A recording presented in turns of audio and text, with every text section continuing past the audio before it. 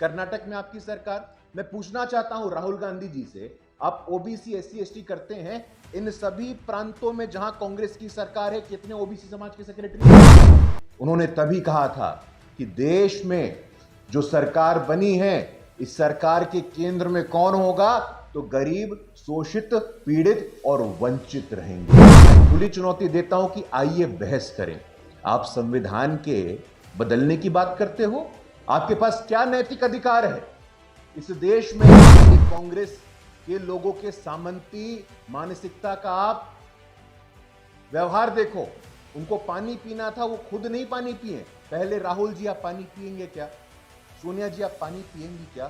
तो कांग्रेस में दलितों की क्या स्थिति है आप कल्पना कर सकते हैं। इतिहास गवाह है साथियों। बाबा दानिश जी, सम्मानित मंच और मीडिया के बहन और भाई जो आज यहां उपस्थित हैं, साथियों, देश में एक भयानक षड्यंत्र चल रहा है, एक खतरनाक कॉन्स्पिरेसी चल रही है। और ये कॉन्स्पिरेसी क्या है, ये षड्यंत्र क्या है? वंचित, शोषित और पीड़ित दलित, आदिवासी, पिछड़े, इनकी हकमारी करने का प्रयास हो रहा है। लगातार ये कोशिश की जा रही है इन शक्तियों के द्वारा जो आरक्षण और संविधान के नाम पे राजनीति कर रहे हैं, आरक्षण और संविधान को राजनीतिक हथकंडा बनाकर के उपयोग कर रहे हैं। अभी कुछ ही दिनों पहले देश के लोकप्रिय यशस्वी प्रधानमंत्री जी ने आगाह किया था। उन्होंने पूर्व प्रधानमंत्री श्री मनमोहन सिंह जी का बयान कोट किया था और कहा था, मनमोहन सिंह ने आधिकारिक रूप से, विधिवत रूप से, सार्वजनिक रूप से यह कहा था कि देश के संसाधनों पे पहला हक देश के मुसलमानों का है। यह कहां से जायज है? हम पूछना चाहते हैं। बिहार में महागठबंधन के ताकतों से, राष्ट्रीय स्तर पे इंडिया अलायंस के लोगों से अगर आपने कहा होता कि देश के संसाधनों पे पहला हक वंचितों का है, शोषितों का है, पीड़ितों का है, गरीबों का है, तो हमने स्वागत किया होता। लेकिन एक भयानक षड्यंत्र चल रहा है। संवैधानिक रूप से जो आरक्षण हम लोगों को प्राप्त है, ये मुस्लिम समाज को देने का प्रयास जारी है। उदाहरण है, यूनाइटेड आंध्र प्रदेश में कांग्रेस की सरकार ने ऐसा किया है। अनुसूचित जाति, जनजाति और पिछड़े वर्ग को मिलने वाले आरक्षण को काट करके मुस्लिम समाज को दिया गया। अभी अभी कर्नाटक में कांग्रेस की सरकार ने यही किया। सभी मुसलमान समाज की जातियों को ओबीसी में शामिल करके ओबीसी भाई और बहनों का आरक्षण समाप्त करने का प्रयास किया गया। लेकिन इंडिया अलायंस के लोगों को सतर्क और सावधान हो जाना चाहिए। कल ही प्रधानमंत्री मोदी जी ने कहा है कि जब तक प्रधानमंत्री मोदी जी जीवित हैं, जब तक वो पृथ्वी पे हैं, वो अनुसूचित जाति, जनजाति और पिछड़ा वर्ग के आरक्षण को मुस्लिम समाज में जाने नहीं देंगे। मजबूती से हम खड़े हैं। जब 2014 में प्रधानमंत्री मोदी जी का पहला भाषण हो रहा था सदन के पटल पे, उन्होंने तभी कहा था कि देश में जो सरकार बनी है, इस सरकार के केंद्र में कौन होगा? तो गरीब, शोषित, पीड़ित और वंचित रहेंगे। यह लगातार भ्रम फैलाया जा रहा है।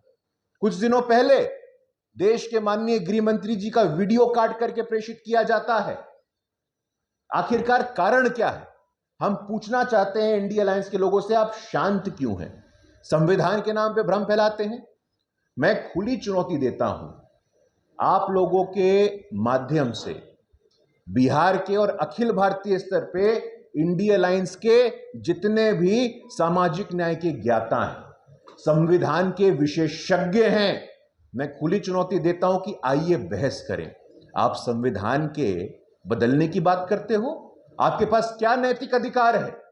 इस देश में आपातकाल लगाने वाले आप, इस देश में संविधान के मूल स्वरूप, संविधान के आत्मा को परिवर्तित करने वाले आप, 42वां संशोधन किसने लागू किया था? 42nd कॉन्स्टिट्यूशनल अमेंडमेंट ला करके आपने संविधान के मूल आत्मा को बदलने का प्रयास किया, कुत्सित प्रयास किया। तो संविधान की निर्माता बाबा साहेब अंबेडकर को अपमानित करे आप, बाबू जगजीवन राम को अपमानित करे आप, सीताराम केसरी ओबीसी समाज के आने वाले आपके अध्यक्ष को अपमानित करे आप। अभी कुछ दिनों पहले इसी प्रकार का प्रेस कॉन्फ्रेंस चल रहा था। कांग्रेस पार्टी के राष्ट्रीय अध्यक्ष मल्लिकार्जुन खड़गे जी, उनको एक गिलास पानी पीना था, लेकिन ये कांग्रेस के लोगों के सामंती मानसिकता का आप व्यवहार देखो। उनको पानी पीना था, वो खुद नहीं पानी पिए। पहले राहुल जी आप पानी पिएंगे क्या? सोनिया जी आप पानी पिएंगी क्या? तो कांग्रेस में दलितों की क्या स्थिति है आप कल्पना कर सकते हैं।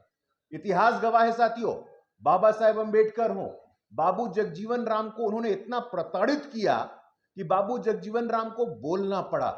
सार्वजनिक रूप से एक पुस्तक है हाउ प्राइम मिनिस्टर डिसाइड्स, इस पुस्तक की लेखक है नीरजा जी।